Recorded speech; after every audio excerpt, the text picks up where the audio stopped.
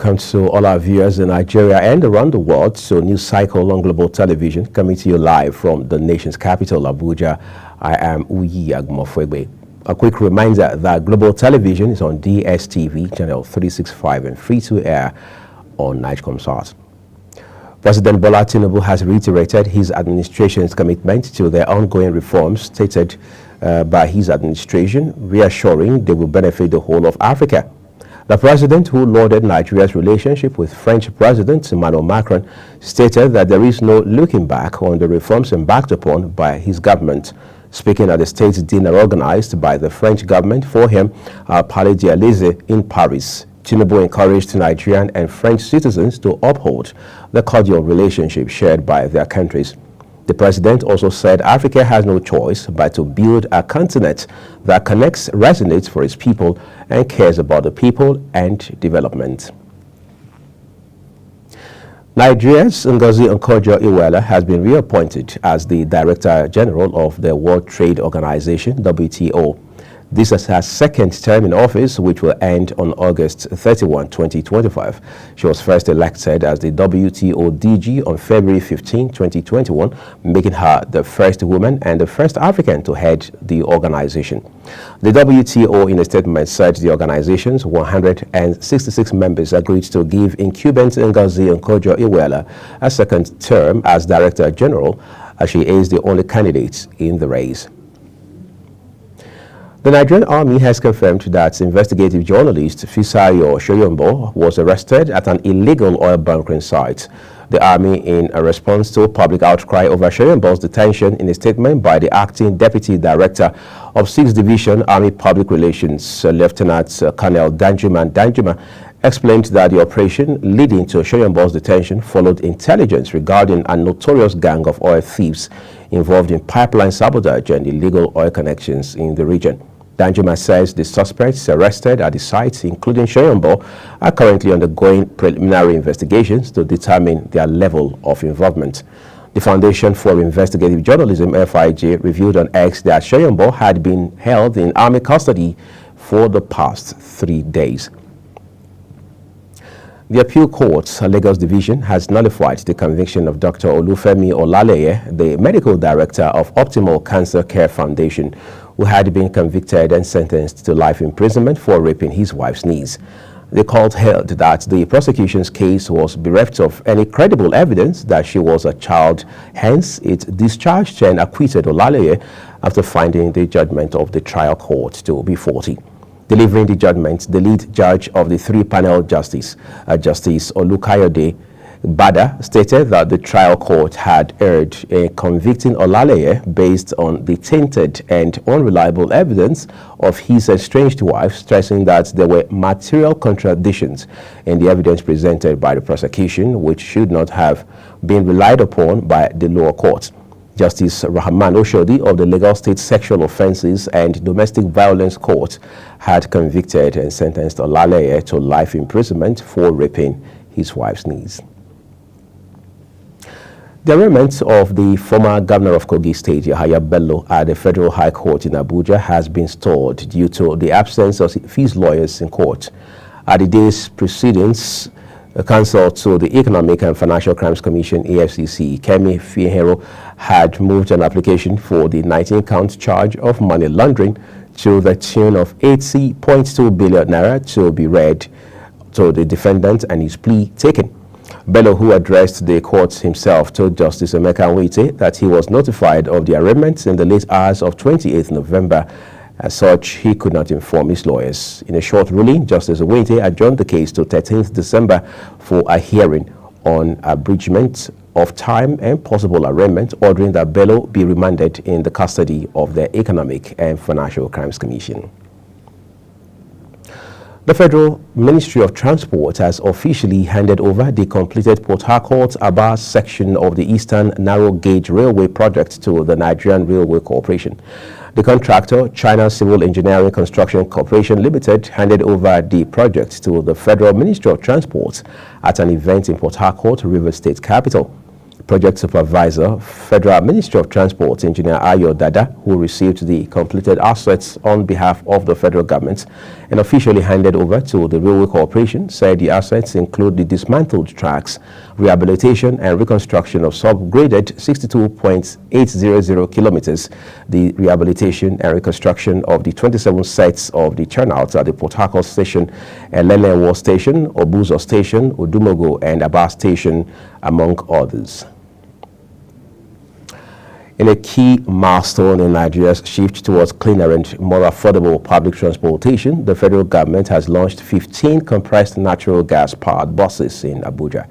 The buses were handed over to transport unions, including the National Union of Road Transport Workers, Road Transport Employers Association of Nigeria, and the National Association of Road Transport Owners, as part of the President's Renewed Hope Clean Energy Transport Scheme. Speaking at the handing over event, the Minister of Transportation, Said Ahmed Alkali, emphasized the scheme's alignment with President Bola Tinubu's vision of sustainability and innovation in the transport sector. The National Hajj Commission of Nigeria, NACON, has disbursed 5.3 billion naira to about 95,000 Nigerian pilgrims who performed the 2023 Hajj exercise. NICON Head Public Affairs Mohammed Musa, who disclosed these, stated that the funds pertain to the mature electricity services not rendered properly by the Saudi authorities during the 2023 Hajj exercise. Musa noted that the money is intended for onward disbursement to the respective pilgrims, while the remaining participating companies will also be refunded after due reconciliation, while 4.4 billion naira was remitted to State Pilgrims Welfare Boards, the Federal Capital Territory and Armed Forces. 917 million was disbursed to 192 accredited tour companies that participated in the 2023 Hajj. President Bola Tinubu has applauded the Nigerian Navy for the collaborative and supportive effort of international partners in advancing maritime security initiatives and promoting sustainable development of the Gulf of Guinea. President Tinubu, who was represented by the National Security Advisor Nuhu Ribadu, gave this recommendation while delivering a key address at the opening ceremony of the 8th edition Symposium of the Heads of Navies and Coast Guards of Gulf of Guinea in Abuja. Kikelamo Okere has details. The Gulf of Guinea is a crucial shipping route for global trade and accounts for about 60% of Africa's shipping trade volume. President Bola Ahmed Tinubu, who was represented by the National Security Advisor Nuhu Ribadu, charged 8 of navies and coastal guards of Gulf of Guinea to foster international cooperation to tackle maritime challenges and promote sustainable development of the maritime resources. He noted that through shared responsibilities and concerted efforts, the 8 of navies can effectively combat illegal activities at sea, protect the maritime ecosystem, and unlock the immense economic opportunities on the waterways. It is therefore our collective responsibility to foster international cooperation to tackle these challenges and promote sustainable development of our maritime resources. The Chief of the Naval Staff, Vice Admiral Emmanuel Ogala, says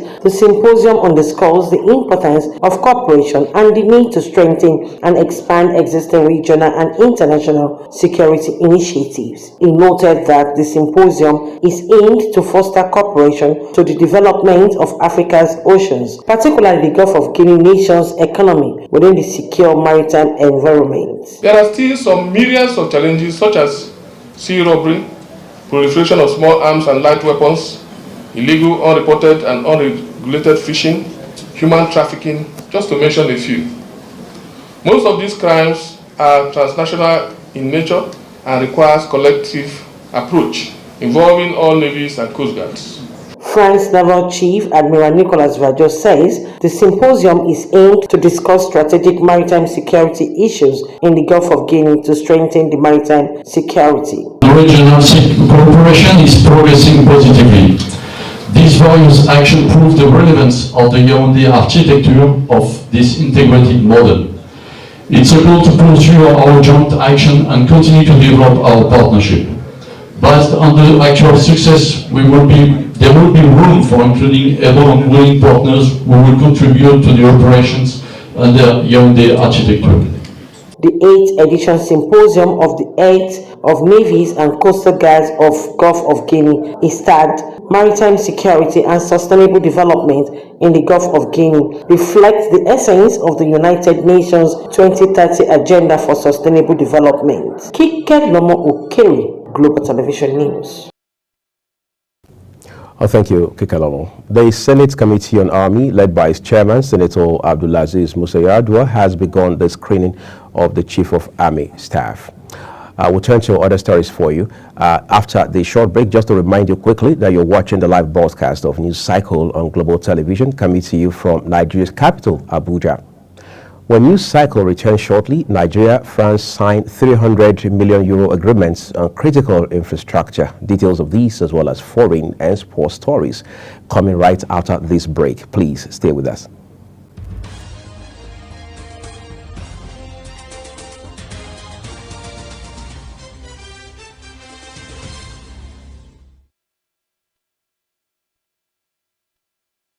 Thank you, everyone, for staying with us here on News Cycle. Now let's turn to business for you. President Bola Tinubu and French President Emmanuel Macron have signed 2 agreements that will ensure a partnership on the development of critical infrastructure and the long-term sustenance of agriculture and food security in Nigeria.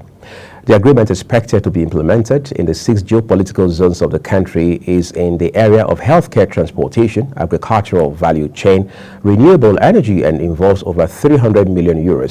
The partnership agreements were signed at the Economic Forum attended by businessmen, captains of industry, governors, and some top government officials of both countries at the Palais de l'Élysée in Paris, France, during President Tinubu's state visit. Members of the Senate Ad Hoc Committee on Turnaround Maintenance of Nigeria's refineries have expressed delight over the recent partial functioning of the Port Harcourt refinery. The committee's chairman, Senator Kawu Sumaila, on behalf of other members, stated this after inspecting the Port Harcourt refinery facilities in Eleme, River State. Correspondent Sharon Ajay, who was there, now brings us details.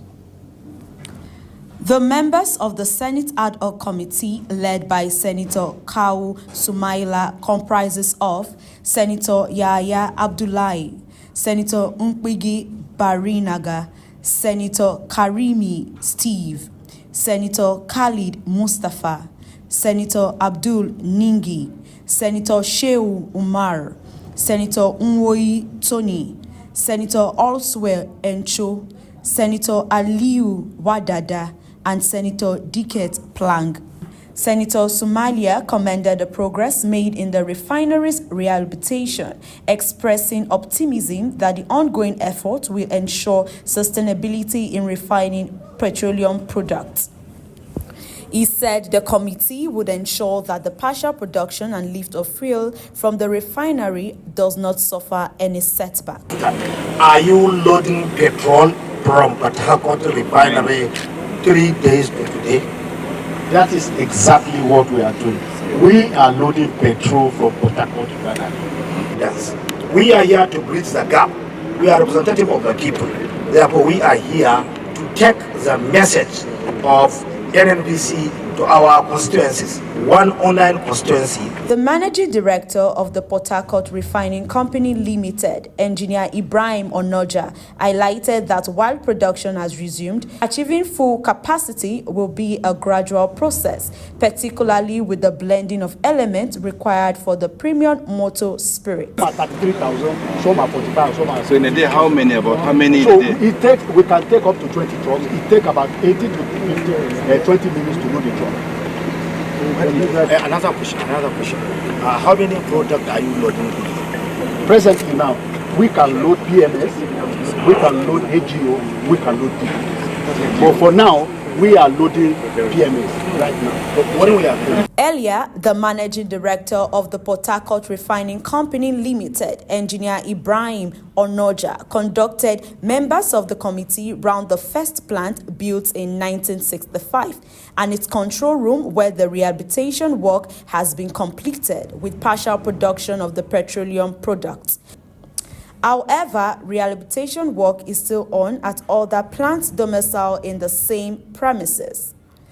While taking round the senators, the managing director explained that the facility is now operating at 60% capacity with a daily production of 60,000 barrels, representing a significant step towards reducing Nigerians' dependence on imported fuel. Operational activities at Port Harcourt experienced serious setback, leading to it being dormant for 23 years, with successive administrations pumping funds to ensure it resumes operation.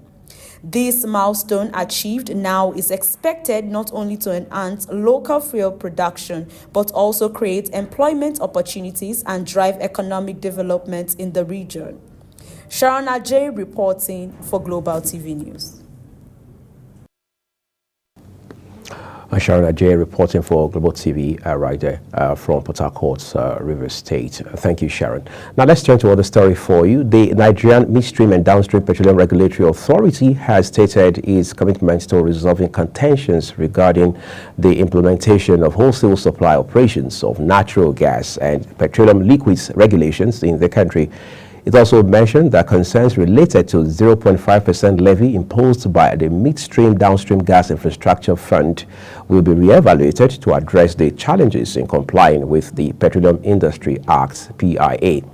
The Nigerian Midstream and Downstream Petroleum Regulatory Authority's Chief Farouk Ahmed gave this assurance at a stakeholder sensitization program on the requirements, opportunities, and value of wholesale gas and petroleum liquid supply operations held at its headquarters in Abuja.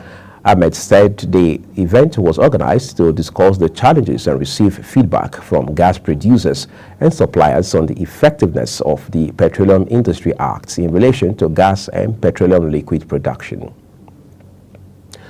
The federal government, through its Nigerian Electricity Regulatory Commission, NERC, says it will spend about 2.4 trillion naira on power subsidies before the end of this year. The Commission's Planning, Research and Strategy Head, Dr. Yusuf Ali, disclosed this at the PwC's annual Power and Utilities Roundtable, themed Reigniting Hope in Nigeria's Electric Power Sector in Lagos. He explained that the subsidy had fluctuated due to foreign exchange challenges and tariff adjustments. Ali further emphasized that the 2.4 trillion naira is an annual estimate that could adjust depending on the monthly cost-effective and benefit tariff, adding that the government is expected to finalize the total subsidy figure by year-end based on actual consumption and tariff trends. On the foreign scene, the inability of the Palestinian government to reach a peace deal with the Israeli Prime Minister Benjamin Netanyahu has been attributed to selfish interest of the Israeli Prime Minister and the inherent agenda of wiping out Palestinians completely from the Gaza Strip. The Palestinian envoy to Nigeria, Abdullah Abu Shawesh, made these allegations during a press briefing in Nigeria's capital, Abuja. Anthony Mamodu was there for Global Television. Despite the war crimes allegations against the Israeli Defense Forces, the Palestinian envoy to Nigeria, Abdullah Abu Shawesh, has further accused the Israeli government of a hidden agenda of perpetrating ethnic cleansing. Israel declared and allowed and declared goals behind the war in Gaza is to expel the Palestinian 2.3 million Palestinians from Gaza, is to raise and to completely make Gaza an unlivable place, and to settle in Gaza. So Abdullah Abu Shawesh also fingered Prime Minister Benjamin Netanyahu and his political party's fear of losing political relevance for reasons they are sabotaging any peace deal with the Palestinian people to remain in power. Netanyahu, the Israeli Prime Minister, know that if he will reach a ceasefire on Gaza or put an end to the war in Gaza, this means that the collapse of his coalition and his government, and in this case he will have zero impunity, and again in this case he will be jailed. He expressed deep concerns over the inherent trauma the whole of Palestinians are going through due to the incessant bombardment and carnage faced by the Palestinians. Because the trauma is repetitive and ongoing and continuous. It is not overstating to say everyone in Gaza is traumatized. 419 days of genocide and ethnic cleansing at the hands of the United States of America, Israeli. The call by the international community and recent peace truce reached between the Lebanon government and the Israeli government is a glimmer of hope of a peaceful Gaza and Middle East. Anthony Momodu reporting for Global Television. Chad says it is terminating a key defense cooperation agreement with France, raising questions about Paris's waning influence in Africa's embattled Sahel region. Chadian Foreign Minister Abderrahmane Koulamala said it was time for his country to assert its full sovereignty. The announcement came just as after Koulamala's French counterpart, Yon Noé-Barrot, met Chad's President Mohamed Dabi. UK lawmakers have debated whether to advance emotive legislation to legalize assisted dying for terminally ill people in England and Wales ahead of an expected vote as competing protesters made their voices heard outside of Parliament. The House of Commons last debated and defeated the euthanasia bill in 2015, but polls indicate that public efforts and support for giving terminally ill people the choice to end their lives has since shifted in favor. A change in the law would see Britain emulate several other countries in Europe and elsewhere who allow some form of assisted dying. Advocates also argue that it would make some deaths less painful. That's quite radical. Well, let's turn to other stories for you. President Vladimir Putin has threatened to strike decision-making centers in Kiev with Russia's new hypersonic missile. This comes hours after Moscow pummeled Ukraine's energy grids in an attack that left 1 million people without power. Russia fired more than 90 missiles and around 100 drones during the barrage, that's according to Kiev, with Ukrainian President Volodymyr Zelensky urging his allies to respond firmly to what he dubbed Russian blackmail. Putin said the French bombardment is a response to Ukrainian strikes on his territory with Western missiles. Let's quickly talk some sport for you with excitement. World number 2 Iga Swiatek has accepted a 1-month suspension after testing positive for a banned substance. That's according to the International Tennis Integrity Agency. Swiatek, 23, tested positive for the heart medication Trimtazidine, TMZ as it's otherwise known, in an out-of-competition sample in August this year when the Polish player was ranked number 1 in the world. The ITIA, however, accepted that it was caused by the contamination of a regulated non-prescription medication manufactured and sold in Poland that the player had been taking for jet lag and sleep issues. Female athletes have been urged to participate and make their marks in competitive marathon races in and outside Nigeria. A Plateau State-born Blessing Solomon Shambo made the clarion call at the just concluded 42-kilometer Agbokim Waterfalls Marathon race competition in Ikom local government area of Cross River State, where she emerged winner in the female category. Most of the prizes at the state government-organized marathon were carted away by athletes from Plateau State. That's quite remarkable now, isn't it? That's your news cycle on Global Television, and it came to you live from the nation's capital, Abuja. We would love to quickly remind you that Global Television is on DSTV, channel 365, Star Times 276, and free to air on Nightcomsat. Kindly follow us across all of our social media platforms using @GlobalTVNG, as well as other handles, as you now see on your screen. I am Uyi Agmofwe saying a big thank you to you for watching. We will see you again